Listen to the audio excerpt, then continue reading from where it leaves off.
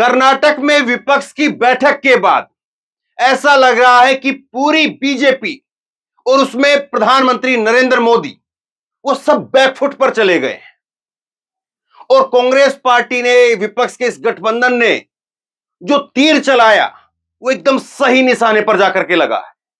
और अब नरेंद्र मोदी वो डिफेंडिंग मोड में आ गए हैं।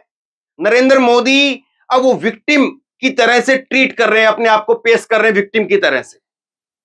मैं आपको कुछ तस्वीरें दिखाऊंगा, नरेंद्र मोदी के कुछ बयान आए हैं वो आपको दिखाऊंगा और आप देखिए कि नरेंद्र मोदी की जो भाषा है वो किस तरह की है, उस चीज को आप देखिए। ये कर्नाटक की बैठक हुई और उसके बाद में नरेंद्र मोदी का जो बयान आया है वो आप देखिए, बड़ा इंपॉर्टेंट है।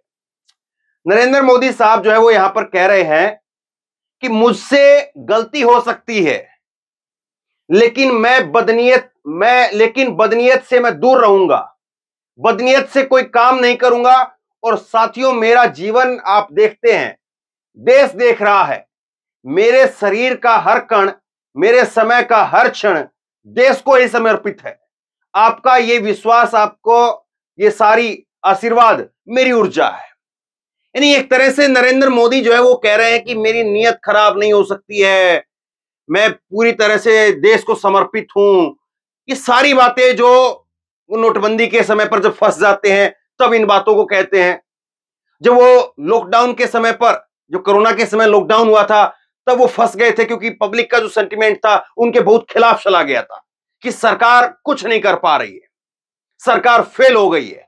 तब भी इनके यही शब्द थे और तब भी इनकी यही बातें थी कि बदनीयत नहीं है मेरी, लॉकडाउन किया है तो लॉकडाउन में मेरी कोई मनसा खराब नहीं रही है, बदनीयत से मैंने कोई काम नहीं किया है, मेरा जीवन देश को समर्पित है। ये सारे वही वर्ड हैं, ये सारी वही शब्द हैं जो कोरोना के समय पर जब सरकार पूरी तरह से कोलैप्स हो गई थी और सरकार के ऊपर तमाम तरह के हजार सवाल उठ रहे थे, उस वक्त भी यही शब्द थे। और जब नोटबंदी के समय पर नरेंद्र मोदी को रोना तक पड़ा था और रोते हुए भरे गले से उनको कहना पड़ा कि मुझको साथियों 50 दिन देना और उसके बाद जिस चौराहे पर आप बुलाएंगे उस चौराहे पर मैं आ जाऊंगा, जो सजा आप देना चाहेंगे वो सजा लेने के लिए मैं तैयार हो जाऊंगा। नरेंद्र मोदी के जो शब्द थे वही शब्द हूबहू यहां पर है। और नरेंद्र मोदी अब विपक्ष के उस गठबंधन से, ऐसा उनको महसूस हो रहा है कि विपक्ष के गठबंधन ने जो नाम दिया और जिस तरह का माहौल दिख रहा है, तो कहीं जनता उधर की तरफ ना चली जाए सारी की सारी। इसलिए उस जनता को अपनी तरफ वापस खींचने के लिए वो कह रहे हैं कि मेरी नीयत खराब नहीं हो सकती है। अब नीयत खराब है या नहीं है, लेकिन किस तरह के कितने उदाहरण हमारे पास में है मैं आपको बताऊंगा, लेकिन जरा सुनिए मोदी जी क्या कह रहे हैं। ये सुनना जरूरी है और बॉडी लैंग्वेज को आप नोटिस करिए, बॉडी लैंग्वेज जो है नरेंद्र मोदी की उसको नोटिस करिए। और साथियों, मेरा जीवन आप देखते हैं, देश देख रहा है, मेरे शरीर का हर कण, मेरे समय का हर क्षण देश को ही समर्पित है। तो नरेंद्र मोदी जी के जो ये शब्द हैं, नरेंद्र मोदी जी ने जो कहा है वही सारी चीजें इन्होंने इसी तरह से कि जिस चौराहे पर आप बुलाएंगे उस चौराहे पर मैं आ जाऊंगा, बस मुझको 50 दिन दीजिए। एक बार दोबारा से मोदी जी उसी चौराहे पर आकर के खड़े हो गए। और सोचिए, ये तो विपक्ष की केवल 2 बैठक हुई है। पहली बैठक में तो कुछ काम हुआ ही नहीं था। पहली बैठक में तो केवल ये था कि हाँ, हम एक मंच पर हैं, हमने साथ आ रहे हैं, साथ चलेंगे, 2024 का चुनाव साथ लड़ेंगे। प्रैक्टिकली उसमें कुछ नहीं था, केवल फोटो सेशन था वो कि ठीक है हम लोग साथ में हैं। प्रेस कॉन्फ्रेंस हुई थी लेकिन उसमें भी कुछ खास नहीं। अब की बार थोड़ा प्रैक्टिकली काम हुआ है, नाम दिया गया है और कहा गया है कि 11 जो है वो लोगों की कमेटी बनेगी, समन्वय कमेटी बनेगी। अगली बैठक मुंबई के अंदर होगी, उसकी तारीख अभी नहीं आई है। लेकिन नरेंद्र मोदी जी की जो भाषा आप देखेंगे, बीजेपी की भाषा आप देखेंगे, तो अपने आप को जो है बैकफुट पर बीजेपी महसूस कर रही है। और बीजेपी को लग रहा है कि ये तो बड़ा जो है वो ऐसा समय है जो समय नोटबंदी के समय का था, जब नरेंद्र मोदी ने एक बड़ा स्टेप चला था लेकिन वो उल्टा जो है बैकफायर कर गया था। और उससे निकलने के लिए नरेंद्र मोदी को भावुक होकर के बातें कहनी पड़ी थी। अब जरा कल्पना कीजिए, 2 बैठक के बाद नरेंद्र मोदी जी को यह सब कुछ कहना पड़ रहा है, शरीर का कण कण ये जो है वो बताना पड़ रहा है। ये सब कुछ जो है वो नरेंद्र मोदी को कहना पड़ रहा है कि कोई काम बदनीयत से नहीं करूंगा, गलती हो सकती है, फला फला जो बात थी। ये 2 बैठक के बाद में सब कुछ कहना पड़ा है। जब 2024 का चुनाव चलेगा, और 2024 में चलेगा या 2023 में चलेगा, जब भी लोकसभा का चुनाव होगा और उस लोकसभा के चुनाव में जब रैलियों की आंधी उड़ेगी, तो सोचिए नरेंद्र मोदी को क्या कहना पड़ेगा और कितनी बार नरेंद्र मोदी जो है वो भावुक होंगे, इस बात की भी कल्पना करिए। कितनी बार जो है वो उनका गला भरेगा, इस बात की भी कल्पना करिए। और कितनी बार जो है वो टीवी के ऊपर लिखा जाएगा कि नरेंद्र मोदी भावुक होकर के रो पड़े, क्योंकि अब लग रहा है कि उनके पास में कहने सुनने बताने के लिए कोई ठोस चीज नहीं है। अब बस केवल और केवल इस चीज का सहारा है, नीयत खराब नहीं है, बदनीयत नहीं है। अब अगर नीयत खराब नहीं है तो देश में महंगाई इतनी क्यों है? आपकी नीयत अच्छी है, महंगाई के लिए कौन जिम्मेदार है? और अगर कोरोना तो अभी आया ना, कोरोना से पहले क्या सब कुछ सस्ता था? पेट्रोल डीजल 30 रुपए किलो मिल रहा था, 30 रुपए लीटर मिल रहा था, बताइए आप। और ये बेरोजगारी, उसके बारे में आप ही की सरकार के आंकड़े आते हैं कि 45 साल में सबसे ज्यादा बेरोजगारी है, और ये बेरोजगारी के आंकड़े कोरोना से पहले के हैं। तो कोरोना आपके समय, बेरोजगारी आपके समय पर सबसे हाई है, महंगाई आपके समय पर सबसे ज्यादा है। तो नीयत खराब है या नीयत सही है? और अगर नीयत सही है तो फिर ये सब कुछ क्यों है? ठीक है, उन सब बातों को हम एक बार दरकिनार भी कर सकते हैं कि विपक्ष जो है वो एक आप पर बेफिजूल का जो है आरोप लगाता है कि आपने जमीन से लेकर के आसमान तक सब कुछ अडानी को हवाले कर दिया। हम चलिए उस पर जो है वो जनता एक बार उसको नजरअंदाज भी कर देगी कि हो सकता है कि पॉलिटिकल पार्टी की आपस की जो है वो आरोप प्रत्यारोप की राजनीति है। लेकिन आप ये बताइए कि आप अग्निवीर लेकर के आ जाते हैं, उसमें कौन सी नीयत है? आप एक रेगुलर जो गवर्नमेंट की जो भर्ती थी, स्थायी भर्ती थी, उसको आप अग्निवीर की 4 साल की स्कीम में बदल देते हैं। गांव में जाकर के पूछिए तो सही जरा एक बार, कोई लोग एक्सेप्ट कर पाए? गांव के लोग एक बार पूछिए जरा, किसी से पूछ लीजिए गांव के अंदर, 90% आदमी, 90% गांव का नौजवान वो कह रहा है कि ये तो समझ से परे है। नोटबंदी का आपका पता नहीं क्या हुआ,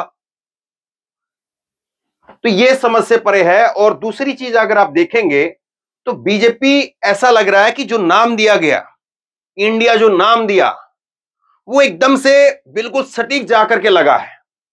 और इसीलिए बीजेपी को लग रहा है कि नाम जो है ये चल निकला तो फिर हालत खराब हो जाएगी, और इसीलिए बीजेपी जो है वो लग गई है। बीजेपी धड़ाधड़ ट्वीट कर रही है, वीडियो जो है वो बना बना करके वीडियो जो है ट्वीट किए जा रहे हैं, और कहा जा रहा है कि नाम बदला है, नाम बदल करके क्या करेंगे। यानी बीजेपी को पता है कि ये नाम काम तमाम कर सकता है, इसलिए नाम के ऊपर फोकस करके अटैक किया जाए। और अब रावण का जो है वो 10 सर लगा करके बताया जा रहा है कि रावण को जो है वो चुना नहीं जाता है, रावण का चयन नहीं किया जाता, उसका दहन किया जाता है। यह बीजेपी की टैगलाइन है। और बीजेपी कह रही है नाम बदलने से नियत नहीं बदलती है। अरे आप तो उम्र भर बीत गई बीजेपी की, ये जो मोदी की सरकार है इसके बारे में बता रहा हूं। योगी की सरकार है, उसकी उम्र बीत गई। योगी सरकार की एक उम्र होती है, हर सरकार की जैसे की उम्र होती है, वो चुनाव के आते आते होता है कि हाँ उसकी उम्र बीत रही है। अब पहले सरकार का जो कोई समय होता है तो शुरुआत के 2-3 महीने कहते हैं हनीमून पीरियड है। तो आपकी सरकार की उम्र बीत गई साहब, नाम बदलते बदलते। सारी योजनाओं के नाम आपने जो है वो निर्मल भारत कांग्रेस के समय पर था, उसको बदल करके स्वच्छ भारत कर दिया। तो कितनी ऐसी जो है स्कीम है जो पहले से चली हुई आ रही थी, उनको अपना नाम दे दिया, घुमा करके उनको थोड़ा रीपैकेजिंग करके उनको नया सा लेबल लगा करके। और मोदी जी खुद लेबल की बात कर रहे हैं। मैं आगे आपको दिखाता हूं वो मोदी जी क्या कह रहे हैं। अब जरा 2 तस्वीरें आप देखिए। बीजेपी के नेता कल कह रहे हैं, कल से जो है बीजेपी के नेताओं का स्टैंड है कि नाम बदल दिया तो जो है वो नियत नहीं बदलेगी। और वो कह रहे हैं बीजेपी में, जिसमें हेमंता विश्व शर्मा और तमाम लोग जो हैं, वो तो कह रहे हैं कि इंडिया के लिए हमारी लड़ाई नहीं है, हमारी भारत के लिए लड़ाई है, गांव गरीब के लिए लड़ाई है। अब देखिए एक जो है वो फोटो ये है, जिसमें राहुल गांधी कुछ महिलाओं के साथ, बच्चों के साथ, लोगों के साथ यहां पर नजर आ रहे हैं आपको। एक फोटो ये है जिसमें नरेंद्र मोदी साहब नजर आ रहे हैं। अब आपको कौन सा इंडिया लगता है और कौन सा भारत लगता है? अगर आपको उन्हीं का चश्मा अगर ले लें, अगर कुछ देर के लिए उधारा, और उन्हीं के चश्मे से अगर देखने की कोशिश करें, तो ये जो है वो आप क्या कहेंगे इनको, ये रणवीर कपूर, ये रणवीर सिंह जो है, हाँ? और उसके बाद में ये आयुष्मान खुराना और ये तमाम जो है वो लोग, रणवीर कपूर भी इसमें है। तो इन लोगों को आप क्या कहेंगे? ये जो एक्ट्रेस के साथ में एकता कपूर सास भी कभी बहू थी, ये इन सब के साथ में जो आप सेल्फी खिंचवाते हैं, इन सबको जो आप बुलाते हैं, तो ये इंडिया है आपके हिसाब से या भारत है आपके हिसाब से? और ये गांव में, खेत खलियान में ट्रैक्टर पीछे दिखाई दे रहा है, हाथ जो है वो मिट्टी से सने हुए हैं, पैर मिट्टी से सने हुए हैं, और यहां पर जो खेतों में बैठ करके एक आदमी जो है खाना खा रहा है, तो इंडिया कौन सा आपके लिहाज से? ये इंडिया है या भारत है, या क्या कहेंगे इसको आप? किस तरह से देखेंगे? आगे देखिए, एक चीज और आपको दिखाता हूं। अब इंडिया शब्द से जो बीजेपी के नेता एक आपत्ति अपनी दर्ज करा रहे हैं, या उसको लेकर के जो है वो तरह तरह की बातें कह रहे हैं, किस किस से इंडिया निकालेंगे और किस किस से इंडिया निकलवाएंगे? सबसे पहले तो आपके हैंडल में ही इंडिया है, BJP India, BJP for India. अब इंडिया को हटा देंगे आप, ये इंडिया को जो है निकलवा देंगे। इंडिया टीवी, ये रजत शर्मा का चैनल, इसको बंद करवा देंगे। ये इंडिया टुडे, इसको क्या कर देंगे? बंद करवा देंगे। ये एनडीटीवी इंडिया, अडानी साहब ने अभी अभी चैनल लिया, उसको बंद करवा देंगे। क्या कहेंगे आप? और कल को तो फिर है जो अंधभक्त हैं वो कहेंगे कि देखिए साहब, ये धर्मेंद्र और ये ऐसे लोग जो है वो इसीलिए कांग्रेस की बात करते हैं, इसीलिए मोदी जी का साथ नहीं देते हैं, क्योंकि इनके चैनल के नाम में भी ऑनलाइन न्यूज इंडिया है, इनके चैनल में नाम भी इंडिया है। तो ये तो कुतर्क हो गया साहब, ये तो गजब बात हो गई है कि अब जिसके पीछे इंडिया लिखा दिखा मिलेगा तो उसको आप कांग्रेसी मान लेंगे। गजब है कि कोई जो है वो अपने नाम के पीछे या किसी चीज में जो है वो इंडिया लिखा हुआ है, तो इसका मतलब ये कांग्रेसी है। कैसे तय करेंगे? आपके मानक क्या है? क्या है ऐसा आपका स्केल जिसके द्वारा आप तय करेंगे? पहले तो ये तय कर रहे थे ना कि मुसलमान है तो वो राष्ट्रवादी नहीं है या वो नहीं है, आपके अंधभक्तों का स्केल बता रहा हूं मैं। लेकिन अब आप जिसके पीछे इंडिया लिखा होगा वो देश प्रेमी नहीं है, वो कांग्रेसी है। गजब की बात है भाई। अब देखिए, ये सुप्रिया श्रीनेत ने कहा है इसमें, वो कह रही है कि जिनको इंडिया से दिक्कत है वो पाकिस्तान चले जाएं, और दो जवाब दे करके, जिनको इंडिया से दिक्कत है वो पाकिस्तान चले जाएं, दो जवाब दे करके अपने सोशल मीडिया पर अकाउंट पर मीडिया क्यों लिखा, startup India, digital India, skill India, खेलो इंडिया, ये नारे क्यों दिए? ये कांग्रेस की नेता है, प्रवक्ता है सुप्रिया श्रीनेत, वो बात कह रही है। तो जो बीजेपी नारा देती थी और जो बीजेपी कांग्रेस के लिए कहती थी और तमाम पार्टियों के लिए कहती थी कि इनको पाकिस्तान भेज दो, आज उल्टा उन्हीं के ऊपर उनका नारा दे रहे हैं और उनका नारा उठा करके उन्हीं पर चिपका रहे हैं कि आप चले जाओ पाकिस्तान। गजब राजनीति हो रही है। दूसरा जो है वो नरेंद्र मोदी, वो अब देखिए किस तरह से चीजों को पैकेजिंग करते हैं। वो कह रहे हैं कि 2014 से पहले प्राइम मिनिस्टर के ऊपर एक आला कमान था, हमारे लिए गठबंधन मजबूरी नहीं मजबूती का माध्यम है। और फिर आगे वो एक बयान उनका और देखिए, पॉलिटिक्स में प्रतिस्पर्धा हो सकती है लेकिन शत्रुता नहीं हो सकती है। आखिरकार हम एक ही देश के लोग हैं, एक ही समाज का हिस्सा है। ये देखिए मोदी जी की लाइन कितनी एकदम साधु संत, एकदम बिल्कुल संत की जो वाणी होती है वैसी जो है लग रही है कि बिल्कुल एकदम संस्कारी बातें कह रहे हैं। लेकिन दुर्भाग्य से आज विपक्ष ने एक अपनी पहचान बना ली है, हमें गाली देना, हमें नीचा दिखाना। अब देखिए फिर वही बात हो जाएगी, पुराने मोदी जी के बयान कितने हजार निकाल करके इसमें दिखाया जा सकता है कि आप किसी को कांग्रेस की विधवा कहते हैं। वो बयान जो है वो कोट अनकोट जो है वो बताया जाता है कि सोनिया गांधी जी के लिए कहा गया। आप जर्सी गाय का बछड़ा किसी को कह देते हैं, किसको कह रहे थे आप? आपके तो विचार ये हैं, कितने महान विचार हैं कि हम एक ही देश का हिस्सा हैं, एक ही समाज के लोग हैं, लेकिन विपक्ष गाली देता है। तो वो कौन व्यक्ति है जो बयान देता है? कौन व्यक्ति है प्रधानमंत्री जी बताइए? समझ से परे कि जो बयान देता 50 करोड़ की गर्लफ्रेंड देखी है क्या? किसी की गर्लफ्रेंड की आप जो है कीमत लगा सकते हैं क्या? कौन व्यक्ति जो किसी की गर्लफ्रेंड की कीमत लगाता है? कमाल की बात है, बहुत कमाल की बात है। या फिर इसको सीधे लफ्जों में इस तरह से देखें कि मोदी साहब को लग रहा है कि अब स्थिति डावाडोल हो रही है और राहुल गांधी ने जो घूम घूम करके उनके ऊपर एक आरोप लगाया वो उनके ऊपर चिपक गया है कि मोदी जी अकेले हैं, अकेले चलते हैं, और खुद आपके बयान आप पर भारी पड़ रहे हैं, अकेला सब पर भारी, किसी की सुनते नहीं है, अपने आप से काम करते हैं, जो बार बार उनके ऊपर एक लेबल किए गए, वो चीजें उनको लग रहा है कि चिपक गई हो और लोग मानने लगे हैं।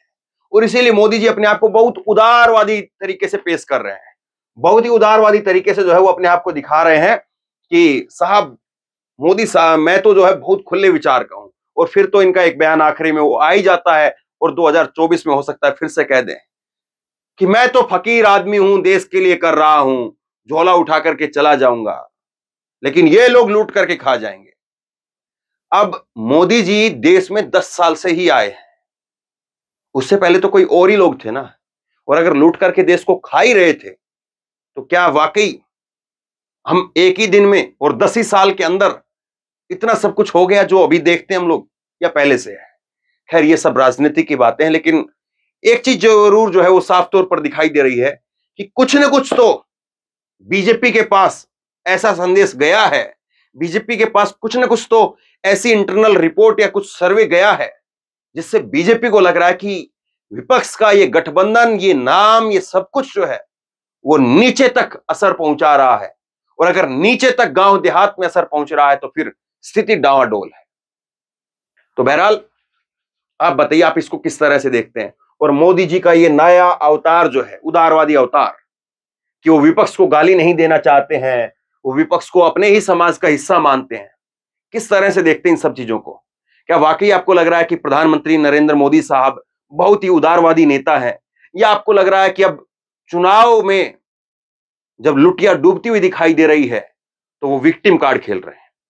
आप क्या सोचते हैं?